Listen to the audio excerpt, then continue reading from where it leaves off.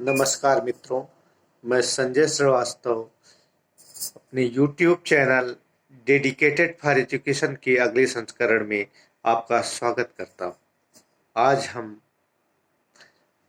आपको कुछ ऐसे फैक्ट के बारे में बताएंगे जो परीक्षा के लिए बहुत ही उपयोगी हैं और इन फैक्ट्स को आप नोट कर लीजिएगा।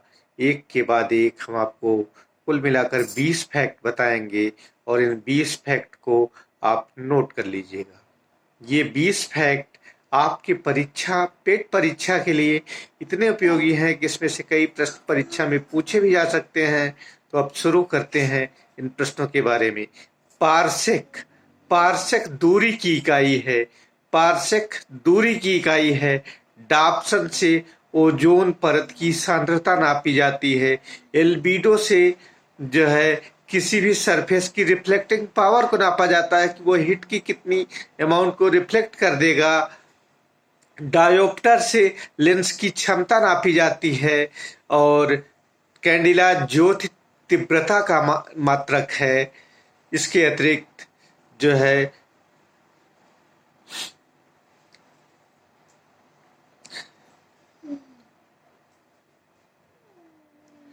अब दूसरे प्रश्नों पर आते हैं। विटामिन बी और विटामिन सी जल में घुलनशील विटामिन है। विटामिन ए, डी, ई और के वसा में घुलनशील विटामिन है।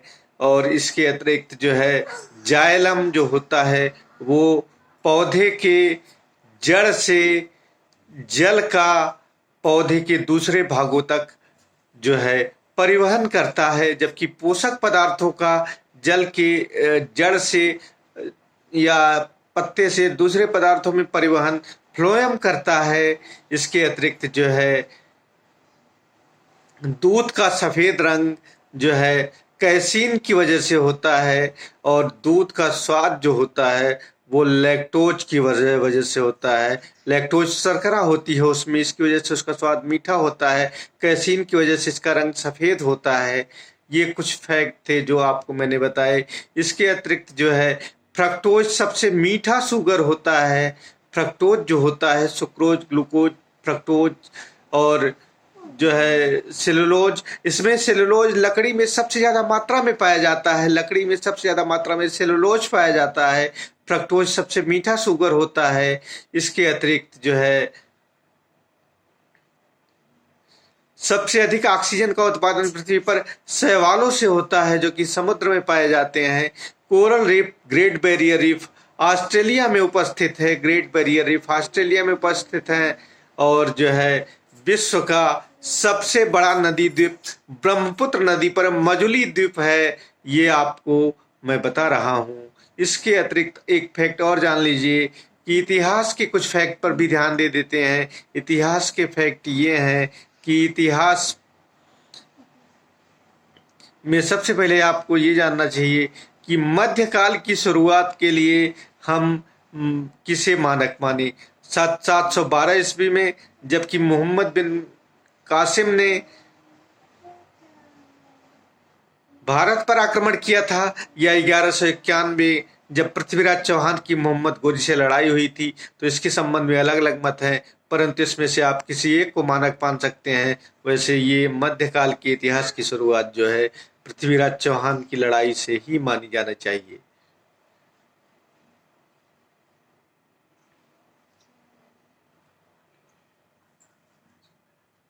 इतिहास के दूसरे शब्दों फैक्ट्स में रॉबर्ट ब्रूस फुट, ये एक ऐसे पुरातत्वविद थे जिनको जो है पुरातत्व के क्षेत्र में बहुत सम्मानजनक स्थान हासिल है। रॉबर्ट ब्रूस फुट ये एक पुरातत्वविद थे।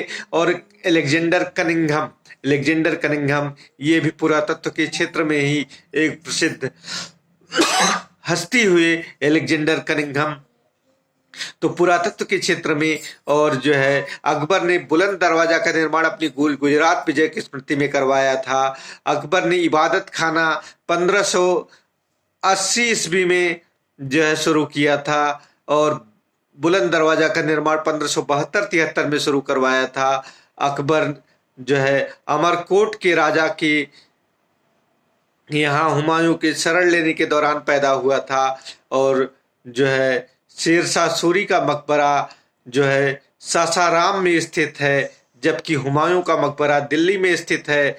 जहांगीर का मकबरा लाहौर में स्थित है, जबकि काबुल में बाबर का मकबरा स्थित है। औरंगजेब का मकबरा महाराष्ट्र के औरंगाबाद में है, और